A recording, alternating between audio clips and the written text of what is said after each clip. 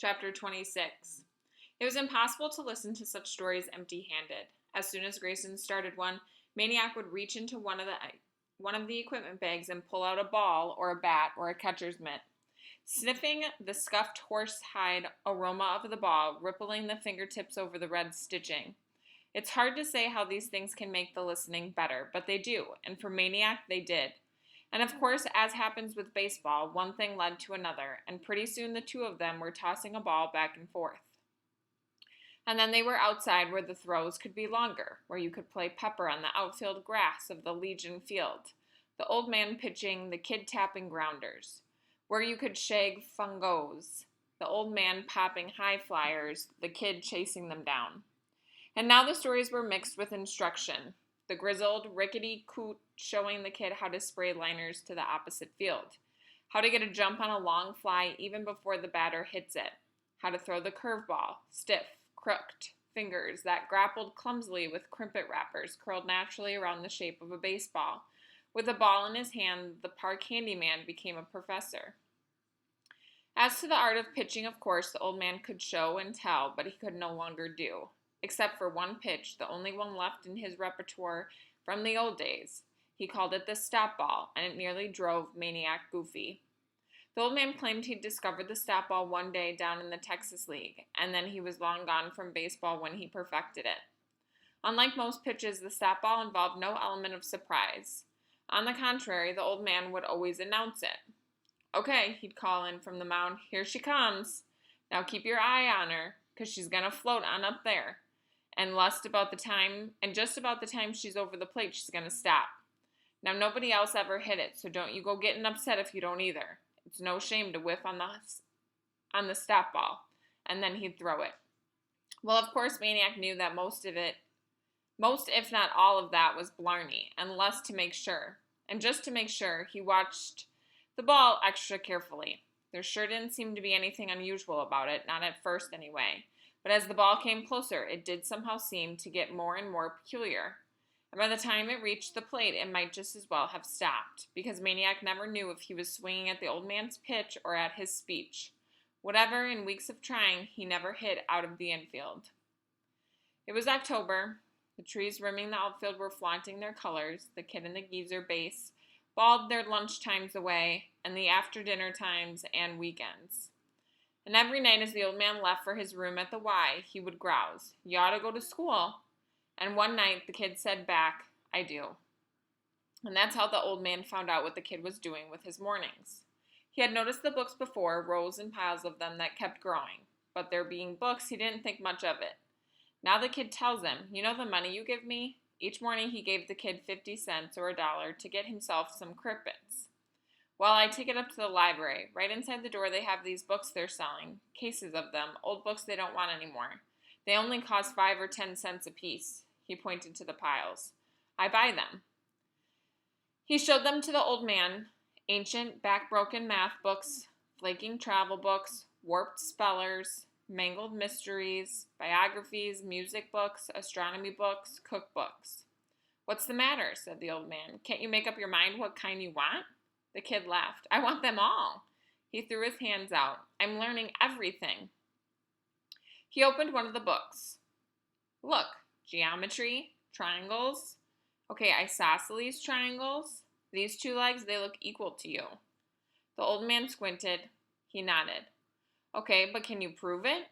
The old man studied the triangle for a full minute. "If I had a ruler, maybe." No ruler. The old man sighed. "Guess I give up." So the kid proved it. Absolutely, dead center, proved it. 2 days later, while playing pepper in the Legion infield, the old man said to the kid, "So why don't you go ahead and teach me how to read?" Chapter 27. The story he told now was not about baseball. It was about parents who were drunk a lot and always leaving him on his own. About being put in classes where they just cut paper and played games all day. About a teacher who whispered to a principal just outside the classroom door, "This bunch will never learn to read a stop sign." Right then and there, as if to make the teacher right, he stopped trying. The part I didn't tell about Bluefield. I was only 15. I ran away. The kid and the old man climbed into the pickup. They made 3 stops.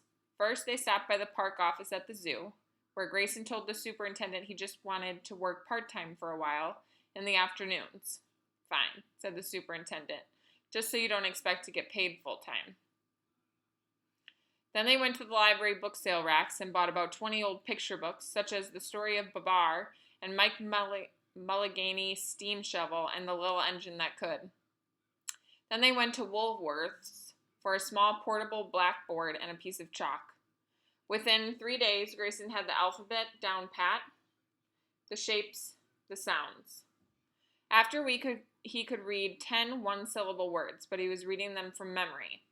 It took another couple of weeks before he began to get the hang of sounding out words he had never seen before. The old man showed an early knack for consonants. Sometimes he got M and N mixed up, but the only one that gave him trouble day in and day out was C. It reminded him of a bronc some cowboy dared him to ride in his Texas League days. He would saddle up that C, climb aboard, and grip the pommel for dear life, and old C, more often than not, it would throw him. Whenever that happened, he'd just climb right back on and ride her some more. Pretty soon, C saw who was boss and gave up the fight. But even at their orneryest, consonants were fun. Vowels were something else. He didn't like them, and they didn't like him. There were only 5 of them, but they seemed to be everywhere. Why, you could go through 20 words without bumping into some of the shyer consonants, but it seemed as if you couldn't tiptoe past a syllable without waking up a vowel. Consonants, you knew pretty much where they stood, but you could never trust a vowel. To the old pitcher, they were like his own best knuckleball come back to haunt him. In, out, up, down. Not even the pitcher, much less the batter, knew which way it would break. He kept swinging and missing. But the kid was a good manager, and tough. He would never let him slink back to the showers, but kept sending him back up to the plate. The kid used different words, but in the ears the old minor league heard, keep your eye on it, hold your swing, watch it all the way in. Don't be anxious, just make contact. And soon enough, that's what he was doing, nailing those vowels on the button, writing them from consonant to consonant, syllable to syllable, word to word. One day the kid wrote on the blackboard, I see the ball. And the old man studied a while and said slowly, gingerly, I see the ball. Maniac whooped, You're reading! I'm reading! Yipped the old man. His smile was so wide he'd have had to break it into sections to fit it through a doorway. Chapter 28. The first book Grayson read cover to cover was The Little Engine That Could. It took almost an hour and was the climax to a long evening of effort. At the end, the old man was sweating and exhausted. The kid's reaction surprised him. He didn't jump and yippee like he did after the first sentence. He just stayed in the far corner, seated on a stuffed and lumpy equipment bag. He had kept his distance all during the reading, letting Grayson know there would be no cheating. He had to do it on his own.